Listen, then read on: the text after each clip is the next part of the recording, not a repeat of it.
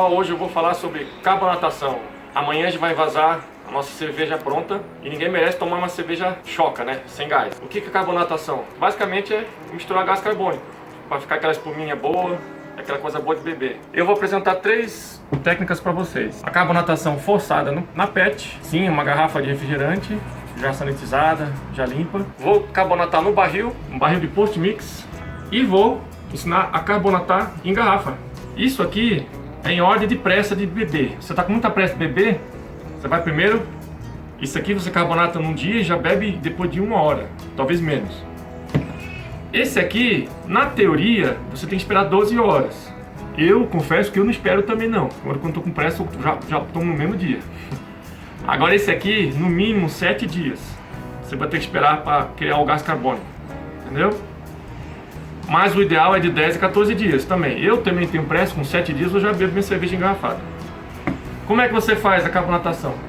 Ou você injeta gás carbônico direto. Vou explicar para vocês depois como é que faz. Vai ter um instrumento aqui, vai enfiar gás carbônico, chacoalhar e pronto.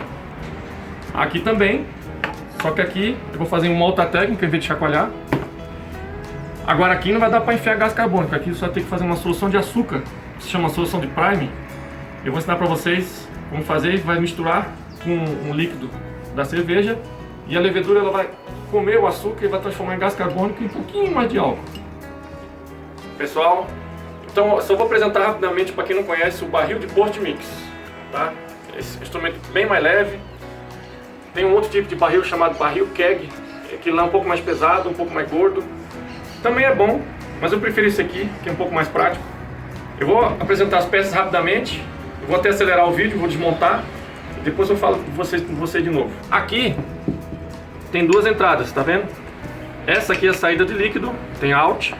Essa é de entrada de gás, in, entendeu? E tem essa tampa de panela de pressão e tem esse alívio de pressão. No momento está sem pressão nenhuma lá dentro, vamos abrir. Olha aqui. Aqui dentro, vocês podem ver que na saída tem um cano que vai até no fundo. Esse cano é que ele vai pegar o líquido lá do fundo e jogar aqui para fora. E esse aqui, por outro lado, se vocês pegar aqui, tem um pequeno caninho aqui, que você vai ver que aqui entra o gás, mas não precisa ir lá no fundo, ele só fica aqui mesmo o gás. Vocês estão pegando? Aqui. Então agora eu vou desmontar. Uma chave 17.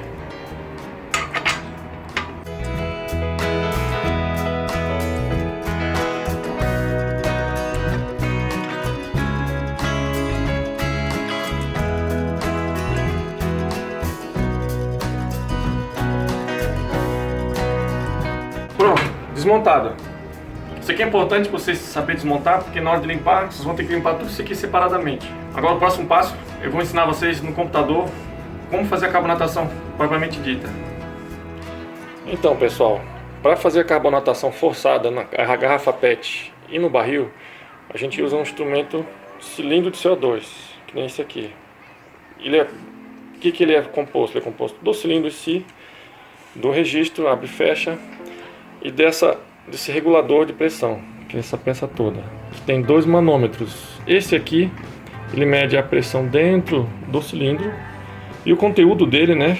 Quando ele está aqui, porque já está no fim. E esse aqui, ele vai medir a pressão que está dentro do barril de cerveja. Esse aqui, ó, ele vai sair aqui e aqui a gente vai conectar no barril da cerveja com conexão ball lock. Tá?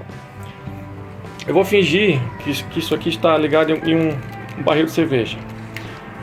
Como é que isso funciona? A gente abre o oxigênio, você vai ver que aqui os 2 vão se mexer, olha aqui. A pressão está em 3, aqui não tem no barril, mas é porque eu fechei aqui, ó. Isso aqui dá para abrir e fechar, então só está medindo a pressão que está aqui dentro. Mas se eu abrir isso aqui, ele ia medir a pressão que está dentro do barril. A pressão do barril, vamos fingir que está em 3. E aqui o conteúdo está quase cheio do cilindro. Como é que você regula? Para diminuir, você tem que, por exemplo aqui, vou soltar a válvula de segurança. Ó. Tá vendo? Soltou bastante, ó. Mas para regular mesmo, você tem que pegar uma chave de fenda e regular na mão. Para diminuir é para cá.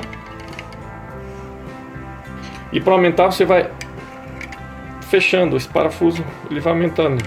Tá vendo? Já tá aumentando, ó. A gente regula aqui, ó, bem devagar.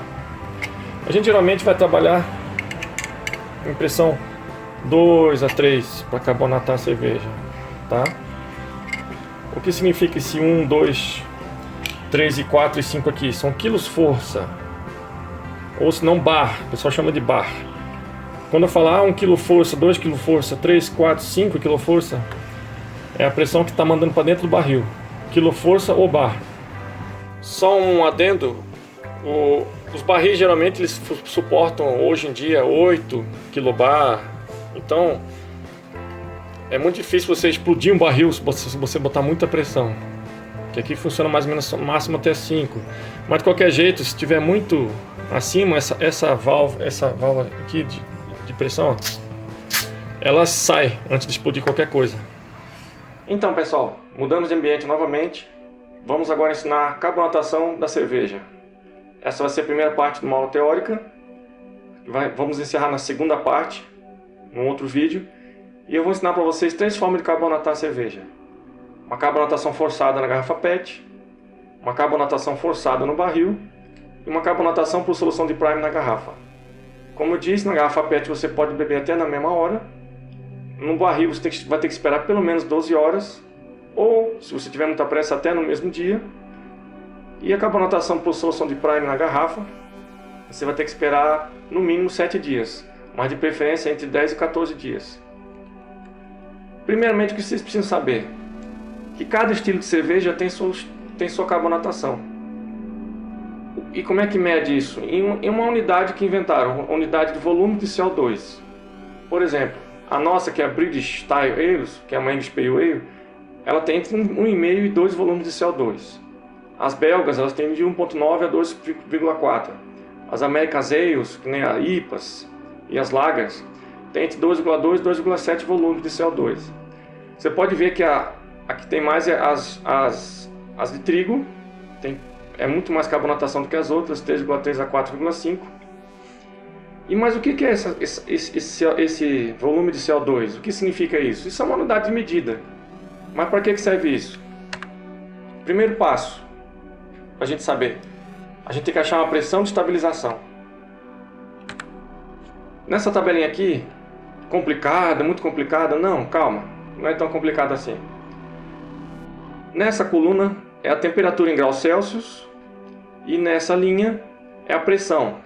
A gente vai usar os dados de baixo, que é a pressão de quilos força de bar. Aqui em cima é PSI, que é outra unidade. A gente não vai usar essa unidade de medida de pressão, a gente vai usar essa aqui.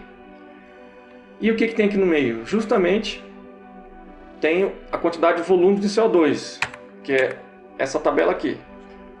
Por exemplo, para a nossa English Pale Ale, para a nossa Bitter, eu vou querer 2 volumes de CO2, porque eu gosto dela um pouquinho mais carbonatada. Apesar de não ser uma carbonatação que nem uma IPA, tá vendo que aqui é maior. Mas mesmo assim, é o maior nível de carbonatação para uma bitter. Então vamos lá. Eu quero 2. Aqui é a temperatura que saiu do freeze, da maturação, do cold crash. Geralmente, a minha cerveja ela sai entre 1 grau, 0,5. Mas até eu botar no barril ou na garrafa, ela já subiu até 4, 3,5 graus Celsius. Vamos fingir que ela vai sair a 3 graus Celsius. A gente vai fazer a carbonatação a 3 graus Celsius. A gente precisa de 2 volumes de CO2, que como está escrito aqui, 2 volumes de CO2. Então a gente pega essa temperatura e vai na linha até achar 2 aqui. 2 volumes de CO2. A gente sobe. A gente tem a pressão de estabilização, então é 0,42. Ah, então beleza. Vou ter que fazer o que? Estabilizar a pressão no barril ou na garrafa PET em 0,42. Aí vocês veem que quanto menor a temperatura, menos pressão vocês vão ter que usar. Se você aumentar muito a temperatura, se vocês engarrafar 21 graus, por exemplo, eu vou querer 2 volumes de CO2. Tá mais ou menos aqui, ó, você vai ter que usar 1,83 kg-força de estabilização, ou seja, é muito mais do que 0,42. Ou seja, é aconselhável você fazer a carbonatação forçada numa temperatura menor, entenderam? Por exemplo, então, vamos pegar um outro exemplo. Vamos pegar uma de trigo. Eu quero carbonatar 4,5 volumes. Qual é a pressão de estabilização nesse caso? Vamos lá, se eu estou a 3 graus, 4,5. Eita, já perdi a linha aqui. 4,5. Aqui, ó. Vocês viram? Vamos ter que estabilizar 1,97. Quase 2 kg força, quase 2 bar. Isso é bastante, né? Então, é mais difícil carbonatar uma cerveja belga do que uma bitter ou uma IPA, por exemplo. Entenderam? Mas aí vocês estão pensando, não, tá muito difícil esse cálculo aqui, essa tabela é muito difícil de ler, nem estão chegando no meu celular esses dados aqui. Calma que tem outra forma de fazer isso. Tem essa calculadora cervejeira, a nossa calculadora cervejeira, a Brewer's Friend. No caso vai ser essa Keg Carbonation Calculator. Vamos entrar nela? Vamos lá.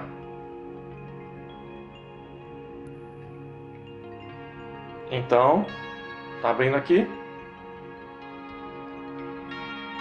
Não fique com medo, mas o que significa isso? Eu vou mostrar depois como é que a gente vai usar essa pressão de estabilização. Então, primeiro, vamos colocar na métrica, em graus Celsius e bar. Não vamos usar o PSI nem o Fahrenheit, né? Deixa os americanos para lá. Eu quero 2 volumes de CO2, né? Como a gente explicou lá. Já está 2. Qual a temperatura? 3 graus. 3 graus Celsius. A gente faz o update. Pronto, 0,40. Vocês viram que ficou parecido com a tabela. Olha aqui. Que aqui na verdade não tem 3 fechado, tem 3,3. E a 2 graus, 0,42. Entenderam? A gente achou de uma forma diferente e mais simples. E por exemplo, se tiver... Vamos pegar 2 volumes de CO2 e vamos botar a 30 graus Celsius. Com quanto de pressão de CO2 a gente tem que usar? 2 bar. Entenderam? Que é muito mais difícil carbonatar numa temperatura alta do que numa temperatura baixa.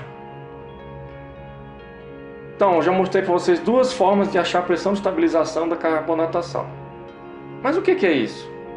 Calma que eu vou explicar mais na frente. Você pode usar essa tabela ou a nossa calculadora cervejeira.